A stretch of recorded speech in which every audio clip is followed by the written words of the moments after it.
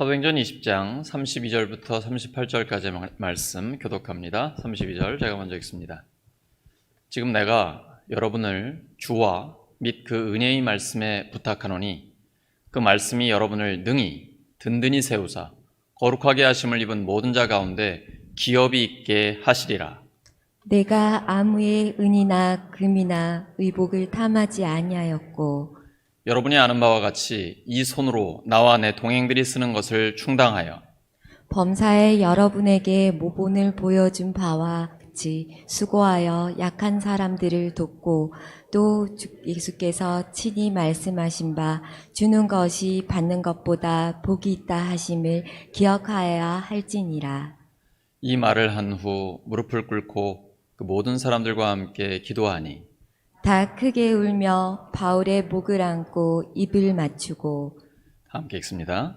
다시 그 얼굴을 보지 못하리라 한 말로 말미암아 더욱 근심하고 배에까지 그를 전송하니라. 아멘. 사도행전 22번째 시간, 은혜의 말씀에 여러분을 맡깁니다. 은혜의 말씀에 여러분을 맡깁니다 라는 제목으로 하나님의 말씀 전하겠습니다. 저는 성경의 진리를 정확하면서도 은혜롭게 전하고 싶습니다. 왜냐하면 진리가 없는 은혜는 의미가 없고 은혜가 없는 진리는 건조하기 때문입니다. 예수님께는 은혜와 진리가 충만합니다. 요한복음 1장 14절입니다. 말씀이 육신이 되어 우리 가운데 거하심에 우리가 그의 영광을 보니 아버지의 독생자의 영광이요 은혜와 진리가 충만하더라. 이번 주가 제 휴가 기간인데요. 저는 가족 중에 한 명도 빠지지 않고 모두 함께 할 수 있는 기간을 잡았습니다. 가족 중에 한 명을 빼고 휴가를 보낸다는 것은 상상할 수도 없는 일입니다. 큰일 나죠. 우리는 예수님의 피를 나눈 하나님의 가족입니다. 하나님은 가족 안에 내가 없으면 차마 영원을 보내실 생각조차 안 하십니다. 그것이 예수님이 보여주신 하나님의 마음입니다. 아버지의 유산을 받아서 집을 나간 둘째 아들을 기다리는 아빠의 심정입니다. 나는 하나님께 그 정도로 소중한 존재입니다. 그런데 나뿐 아니라 모든 사람이 구원받는 것을 하나님은 원하십니다. 디모데전서 2장 4절입니다. 하나님은 모든 사람이 구원을 받으며 진리를 아는 데 이르기를 원하시느니라. 우리를 향한 하나님의 사랑은 무제한이고 무조건적입니다. 오늘 새로운 찬양 우리가 했는데 그 찬양의 가사가 바로 그것을 고백하고 있죠. 하나님의 은혜는 아낌이 없고 다함이 없습니다. 예수님의 생명까지 내어주셨습니다. 우리는 하나님의 작품이고 그분의 자랑거리입니다. 사실 예수님은 우리의 모든 것을 아십니다. 그런데도 우리를 사랑하십니다. 너무 많이 알려고 하지 마, 다쳐. 이런 말 많이 하잖아요. 그래서 적당히 거리를 두지 않습니까? 가족은 나를 알잖아요. 예수님은 나를 완전히 아시거든요. 그런데도 나를 사랑하십니다. 갈라디아서 2장 20절입니다. 내가 그리스도와 함께 십자가에 못 박혔나니 그런즉 이제는 내가 사는 것이 아니 오직 내 안에 그리스도께서 사시는 것이라. 이제 내가 육체 가운데 사는 것은 나를 사랑하사 나를 위하여 자기 자신을 버리신 하나님의 아들을 믿는 믿음 안에서 사는 것이라. 우리는 하나님 앞에서 죄를 짓고 세상의 종이요 마귀의 종으로 살았습니다. 하나님은 그런 우리를 찾아오셔서 예수님을 믿어지게 해주셨습니다. 그리고 우리를 하나님의 자녀로 입양해 주셨습니다. 하나님과의 관계가 깨져 세상에 버려진 우리를 하나님의 양자, 양녀로 삼아주신 것입니다. 법적으로 완벽하게 하나님의 자녀가 된 것입니다. 그래서 우리는 당당하게 하나님을 아빠, 아버지라고 부를 수 있게 됐습니다. 여러분은 이 기쁨을 아십니까? 저는 이 기쁨을 압니다. 저 자신이 3살 때 입양됐기 때문입니다. 저는 제 친부모의 얼굴을 본 적도 없고 이름도 모릅니다. 근데 부모님께서 저를 양자로 입양해 주셨습니다. 그런데 그 사실을 제가 20살이 됐을 때 알았습니다. 제가 다 컸다고 이제 알려줘도 된다라고 판단을 하시고 부모님께서 그때서야 저에게 말씀을 해주셨습니다. 그 전까지는 단 한 번도 부모님이 친부모가 아니라는 생각을 해본 적이 없습니다. 저는 엄청난 은혜를 받았습니다. 그것이 하나님의 은혜입니다. 로마서 8장 15절입니다. 시작.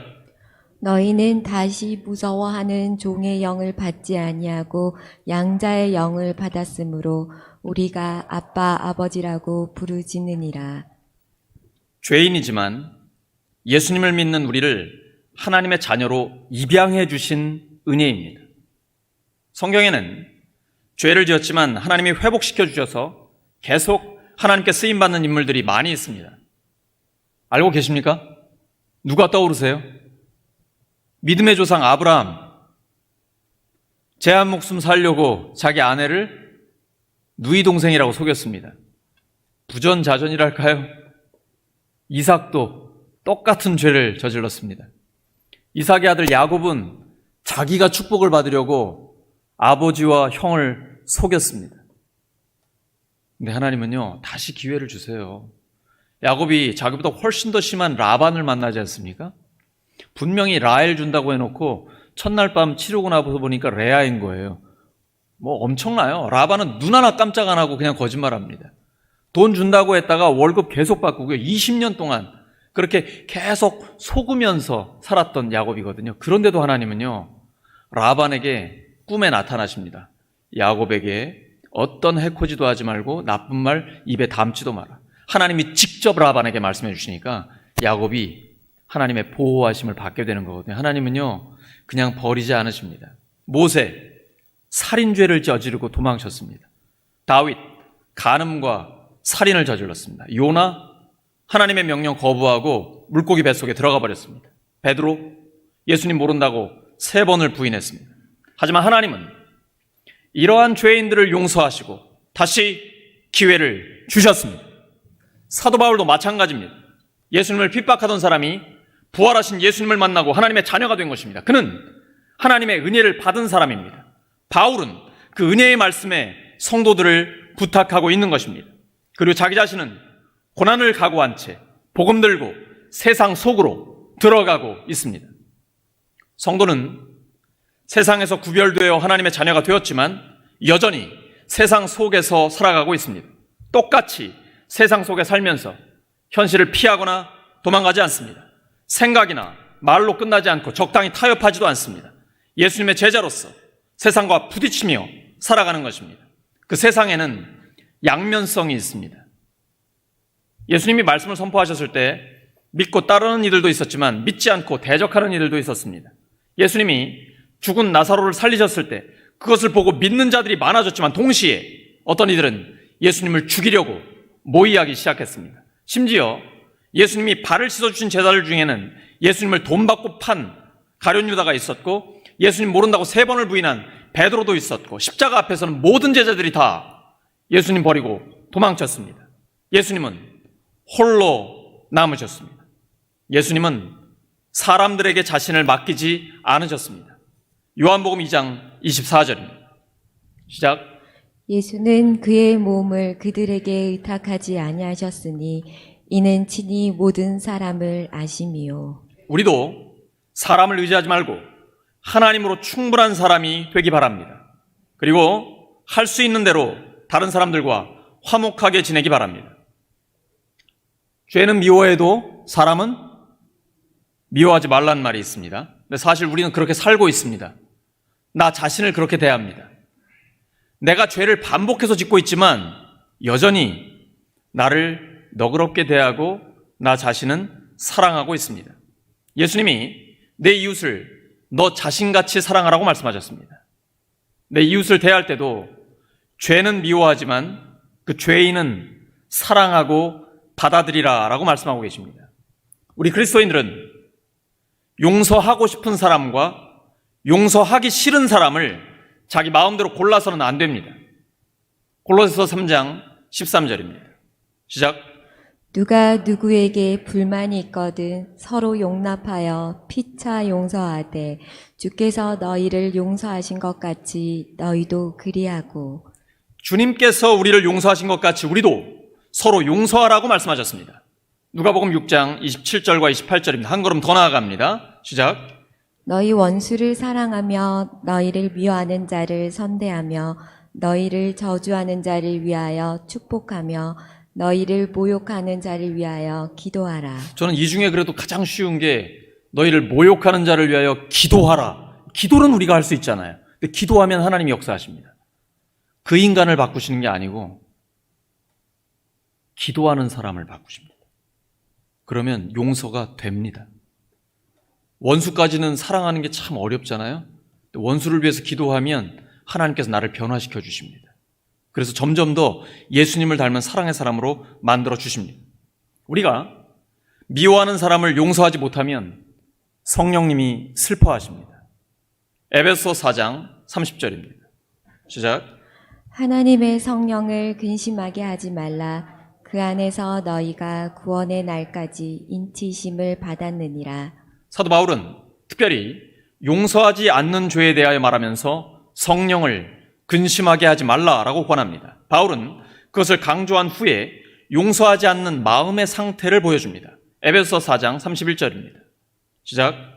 너희는 모든 악독과 노함과 분냄과 떠드는 것과 비방하는 것을 모든 악의와 함께 버리고. 용서하지 않는 죄는 하나인데 그 악한 열매는 엄청나게 많습니다. 왜냐하면 사랑도 잘하지만 미움도 잘하기 때문입니다. 미워하고 원망하는 감정을 날마다 정리하고 하나님 앞에 회개해야 합니다. 깨끗해져야 합니다. 그때 하나님 우리 마음을 정결하게 해주십니다. 그렇지 않으면 마음속에 포악한 맹수를 키우는 것과 같습니다. 미움은 점점 더 커지고 악한 열매들을 점점 더 많이 맺게 됩니다. 그래서 해가 지도록 분을 품지 말라고 말씀하신 것입니다. 바울은 하나님의 자녀들이 가져야 할 마음과 태도를 보여주고 있습니다. 에베소 4장 32절입니다. 시작. 서로 친절하게 하며 불쌍히 여기며 서로 용서하기를 하나님이 그리스도 안에서 너희를 용서하심과 같이 하라. 이게 잘 되십니까? 왜 이게 잘 안 될까요? 그것은 분노의 감정이 모든 것을 순식간에 날려버리기 때문입니다. 하나님께 받은 은혜를 다 날려버리고 분노의 순간에는 내가 하나님이 되어버립니다. 그리고 내가 판단하고 내가 정죄합니다. 또한 그 사람을 내 옆에 두신 하나님까지 원망하게 됩니다. 창세기 3장 12절입니다. 시작. 아담이 이르되 하나님이 주셔서 나와 함께 있게 하신 여자 그가 그 나무 열매를 내게 주므로 내가 먹었나이다. 미움은 거룩한 분노와는 다릅니다. 하나님의 영광을 위해 일어나는 경건한 분노는 하나님 한 분께 주목하게 만듭니다. 절제가 되고 사람을 살립니다. 하지만 사람을 미워하는 데서 오는 분노는 하나님과 관계없습니다. 자기 자신이 화가 난 것뿐입니다. 오직 자기 감정에만 집중하게 만듭니다. 순식간에 온 몸과 마음을 뒤덮고 영혼을 어둠 속으로 몰아갑니다. 분노할 때는 하나님도 안 보입니다. 예수님은 그 미움이 바로 살인의 감정과 같은 것이라고 말씀하셨습니다. 마태복음 5장 21절과 22절입니다. 시작. 옛사람에게 말한 바 살인하지 말라. 누구든지 살인하면 심판을 받게 되리라 하였다는 것을 너희가 들었으나 나는 너희에게 이르노니 형제에게 노하는 자마다 심판을 받게 되고 형제에 대하여 나가라 하는 자는 공회에 잡혀가게 되고 미련한 놈이라 하는 자는 지옥불에 들어가게 되리라.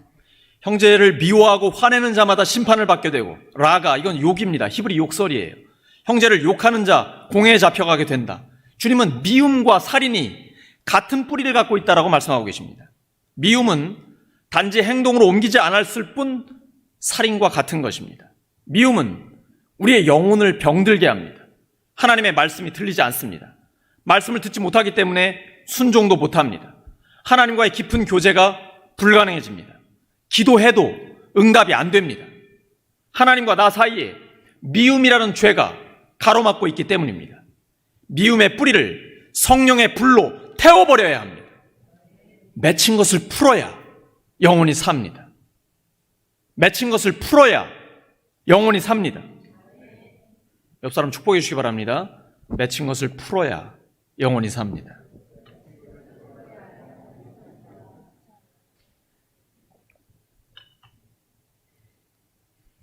맺힌 것을 풀지 않고 사람을 미워하는 것은 하나님께 죄를 짓는 것입니다. 사람 미워하는데 그게 왜 하나님 미워하는 거예요? 하나님께 죄를 짓는 겁니까? 왜냐하면 아무리 허물 많은 죄인이라 할지라도 그 안에는 하나님의 형상이 있기 때문입니다. 그 하나님의 형상을 미워한다는 것은 그 하나님의 형상을 창조하신 하나님을 미워하는 것입니다. 에베소서 4장 26절과 27절입니다. 시작. 분을 내어도 죄를 짓지 말며 해가 지도록 분을 품지 말고 마귀에게 틈을 주지 말라. 왜 우리는 미움의 뿌리를 태워버려야 할까요? 하나님의 사랑에 목마르기 때문입니다. 하나님은 우리가 미움을 버리고 화해하는 것을 기뻐하시기 때문입니다. 하지만 그렇게 하려면 내가 희생하고 인내해야 합니다. 나의 그런 노력이 조롱거리가 되거나 거절을 당할 수도 있습니다. 하지만 하나님은 예수님의 마음을 품고 살아가는 우리를 기뻐하십니다. 하나님이 기뻐하시면 그것으로 충분하지 않습니까? 아니에요? 꼭 사람들이 알아줘야 돼요? 내가 생각하는 대로 돼야 됩니까? 하나님이 기뻐하시면 그것으로 충분하지 않습니까? 사도 바울은 부활하신 주님을 만나 용서받고 완전히 새로운 삶을 살게 됐습니다. 그가 개척한 고린도 교회 내에는 개척자인 바울보다 베드로나 아볼로를 더 따르는 분파들이 있었습니다. 초대교회는 교회 안에 다양한 문제가 있었고 교회 밖으로부터 박해를 받았습니다. 2000년 교회 역사에 문제없는 교회는 없습니다. 생각도 하지 마십시오. 그건 천국 가야 되는 것입니다. 교회는 기도하며 말씀으로 문제를 해결하는 것입니다. 고린도 교회만 보아도 성도들 간에 분열이 있었고 일반 법정에 소송을 했고 성적인 타락이 있었으며 성령의 은사를 받은 자들이 질서가 안 잡혔습니다. 그럼에도 불구하고 그 교회는 예수님의 교회입니다. 교회는 마치 종합병원과 같습니다. 죄로 인해 병든 다양한 환자들이 하나님의 말씀을 통해 치유되고 변화되어 예수님의 제자가 되는 것입니다. 그 변화의 중심에는 은혜의 말씀이 있습니다. 은혜의 말씀을 경험한 바울은 고난이 기다리는 예루살렘으로 사명을 품고 가고 있습니다. 에베소 교회 장로들은 다시는 그를 볼 수 없을지도 모르기에 슬픔 속에 바울과 기도하며 이별을 합니다. 바울은 하나님과 그 은혜의 말씀에 성도들을 부탁하고 있습니다. 그 말씀이 능히 성도를 든든히 세웁니다. 성도가 말씀 위에 굳건히 서는 게 아닙니다. 말씀이 성도를 굳건하게 세우는 것입니다. 말씀은 할 수 있습니다.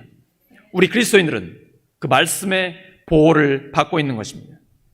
본문 32절에서 기업은 헬라어로 클레로노미아입니다. 클레로노미아입니다. 욕하는 거 아닙니다. 상속재산인 하나님 나라를 의미합니다. 그래서 이렇게 번역할 수 있습니다. 하나님의 말씀은 여러분을 완전한 사람으로 키울 수 있습니다. 그리고 그 말씀은 여러분을 모든 성도들과 함께 하나님 나라를 차지하게 할 수 있습니다. 은혜의 말씀을 들을 때는 적극적인 자세가 필요합니다. 베드로전서 2장 2절입니다. 시작. 갓난 아기들 같이 순전하고 신령한 젖을 사모하라. 이는 그로 말미암아 너희로 구원에 이르도록 자라게 하려 함이라. 갓난아기들 같이 순전하고 신령한 젖을 사모하라. 갓난아기들 기억나시죠? 배고플 때 어떻게 합니까? 자지러지게 웁니다. 밤에 2시간 간격으로 깨잖아요. 그러니까 엄마가 뭐 거의 죽을 지경이죠. 근데 애가 너무 울어버리니까 이거 안 깰 수가 없는 거예요. 그런 마음을 가지고 말씀을 사모하라는 거예요. 말씀을 갈망하라는 겁니다. 우리에게 그런 마음이 있습니까? 만약에 갓난아이가 식욕이 없어요. 그럼 어떻게 해야 되죠? 큰일 난 겁니다. 뭔가 문제가 생긴 거예요. 빨리 해결해 줘야 됩니다. 만약에 성도에게 말씀에 대한 식욕이 없어요. 어떻게 된 거예요? 영적으로 병든 것입니다. 그 식욕 부진의 원인을 빨리 제거해야 합니다. 베드로전서 2장 1절입니다. 시작. 모든 악독과 모든 기만과 외식과 시기와 모든 비방하는 말을 버리고 악독하게 다른 사람을 기만하지 말고 사랑 안에서 진실을 말해야 합니다. 위선을 버리고 신실해야 합니다. 시기하지 말고 다른 사람들의 성공을 함께 기뻐해야 합니다. 비방하는 말을 버리고 다른 사람들을 위해 기도해야 합니다. 그러면 다시 말씀에 대한 식욕이 살아나게 됩니다. 영적으로 건강한 성도는 말씀에 대한 식욕이 왕성합니다. 건강한 아이들은 눈 뜨자마자 뭘 먹습니다. 그렇죠? 건강해서 그래요, 식욕이. 여러분, 교회를 오래 다니면 말씀을 많이 들었잖아요. 그러면 이제 말씀에 대한 식욕이 떨어지나요? 신앙생활을 오래 하신 분들이 착각하는 경우가 있어요. 하도 설교를 듣다 보니까 다 안다고 생각해요. 이때 테스트 해보는 방법이 있습니다. 전도를 해보면 압니다. 그 다른 사람에게 성경을 가르쳐보면 알아요.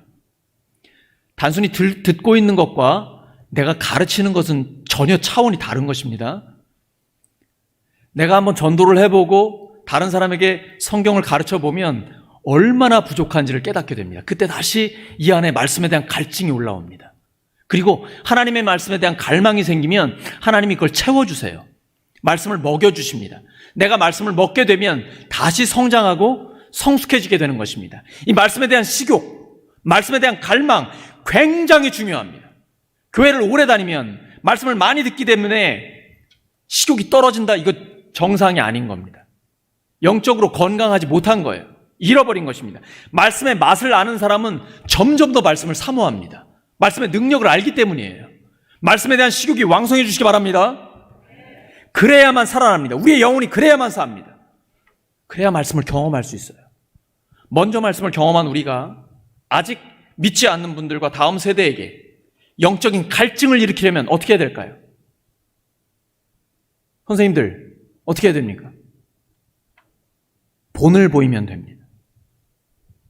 예수 그리스도를 알아가는 것은 즐겁고 신나는 일이며, 그리고 성경은 가장 의미 있고 재미있는 시기라는 걸 실제로 보여주면 됩니다.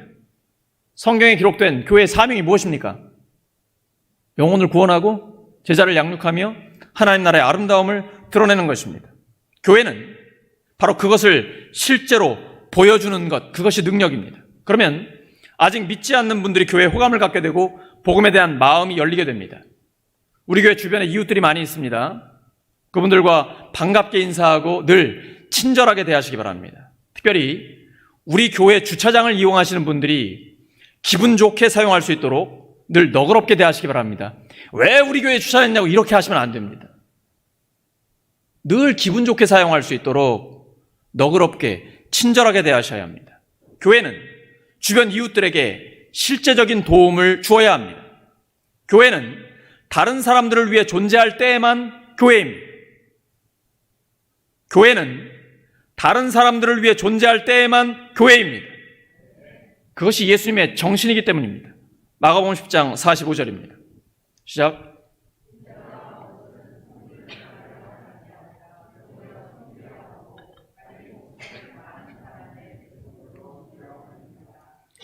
예수님은 우리의 죄를 씻기 위해 십자가의 길을 묵묵히 걸어가셨습니다. 스스로 고난을 선택하셨습니다. 부활로 완전한 승리를 이루셨습니다. 예수님의 제자의 길도 어려움이 있지만 결국은 승리하는 길입니다. 주님께서 함께 하시기 때문입니다. 이것이 복음입니다. 그리고 예수님처럼 사는 것이 복음에 합당한 삶입니다. 기뻐하며 그 길을 걷는 것입니다. 로마서 14장 17절입니다. 시작. 하나님 나라는 먹는 것과 마시는 것이 아니요 오직 성령 안에 있는 의와 평강과 희락이라. 우리는 이 하나님 나라를 누리고 있습니까? 습관적으로 신앙생활을 하는 거 아닙니까?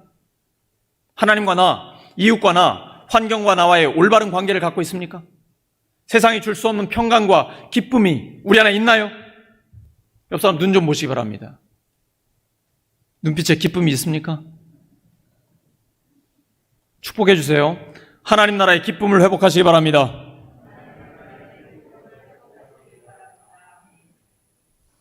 기쁨의 말씀이 그것을 회복시킬 수 있습니다. 누가복음 10장 20절입니다.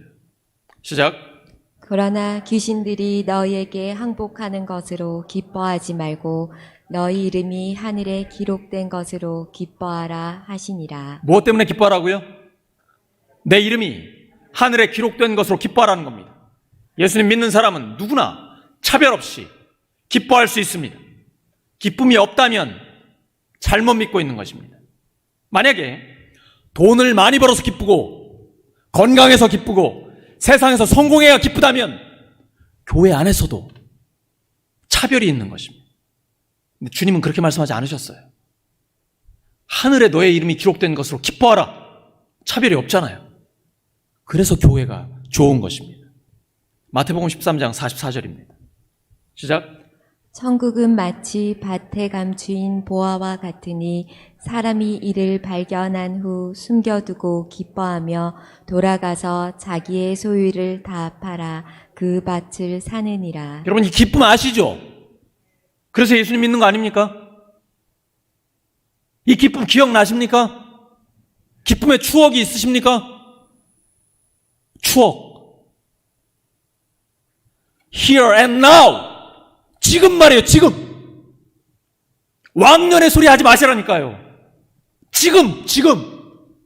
하나님 나라의 기쁨. 이거 없으면 큰 병든 거예요. 영적으로 건강하지 못한 거예요. 잘 믿는 척 하지 마세요. 아무 소용없어요. 내 안에 진짜 하나님 나라의 기쁨이 있어야 돼요. 하나님 살아계시잖아요. 하나님 나라의 기쁨. 그게 가장 큰 특징이에요. 그래서 감옥 속에 있는 바울이 빌립보 교회 성도들에게 주 안에서 항상 기뻐하라고 말하는 거예요. 감옥에 내일 죽을지 모르는데 뭐가 기뻐요? 그래도 기쁜 거예요. 그게 하나님 나라의 기쁨이에요. 하나님 나라는 보물이에요. 기뻐하며 내 모든 걸 다 팔아 살만한 가치가 있는 보물이에요. 그 가치를 발견하는 것이 믿음이에요. 하나님 나라의 백성을 보살피는 사람들은 받는 것보다 주는 것에 힘쓰게 됩니다. 물질적인 보상을 바라지 않고 사역을 하게 됩니다. 바울은 자신이 에베소에 머문 기간 내내 자기 것이 아닌 그 어떤 것도 탐내지 않았다고 고백합니다. 바울은 스스로 생활비를 벌었고 약한 사람들을 도왔습니다. 주는 것이 받는 것보다 더 복이 있다는 걸 삶으로 보여주었습니다. 마태복음 25장 40절입니다. 시작. 임금이 대답하여 이르시되 내가 진실로 너희에게 이르노니 너희가 여기 내 형제 중에 지극히 작은 자 하나에게 한 것이 곧 내게 한 것이니라. 배고프고 목마르고 헐벗고 외로운 사람들에게. 여러분 돈 많고 건강하면 아무 문제 없어 보입니까? 혹시 부러우신가요? 여러분 모든 사람은 잃어버린 영혼입니다. 세계에서 가장 돈이 많아 민간 우주 여행을 가도 여전히 잃어버린 영혼이에요. 하나님으로 채워지지 않았으면 잃어버린 양입니다. 부러워하실 일이 전혀 아니에요. 내 이름은 생명책에 기록되어 있잖아요. 그걸 위해 예수님이 생명을 내어주신 거예요. 배고프고 목마르고 헐벗고 외로운 한 사람에게 주는 것이 곧 예수님께 하는 것입니다. 그리고 하나님은 그들에게 복을 주십니다. 말씀 정리합니다. 저는 하나님과 그분의 은혜의 말씀에 여러분을 맡깁니다. 바울처럼 고난을 당하고 가는 건 아니고 휴가를 가긴 하지만 하나님과 그분의 은혜의 말씀에 여러분을 맡깁니다. 하나님의 말씀은 우리에게 하나님 나라의 기쁨을 회복시킵니다. 올바른 가르침과 올바른 삶이 있으면 건강한 성도가 됩니다. 주는 교회, 돕는 교회는 사랑이 넘치고 행복합니다. 은혜의 말씀이 우리의 삶을 더욱 든든히 세우기를 예수 그리스도의 이름으로 축원합니다. 함께 기도합니다. 하나님 아버지, 저희들에게 은혜의 말씀을 주셔서 감사합니다. 하나님 나라의 기쁨을 회복시켜 주시옵소서. 하나님의 말씀 붙들고 말씀대로 순종하는 삶이 있게 하여 주시옵소서. 주는 삶, 돕는 삶이 되게 하여 주시옵소서. 하나님의 은혜의 말씀이 저희들의 삶을 더욱 든든히 세워 주시옵소서. 예수 그리스도의 이름으로 기도드립니다.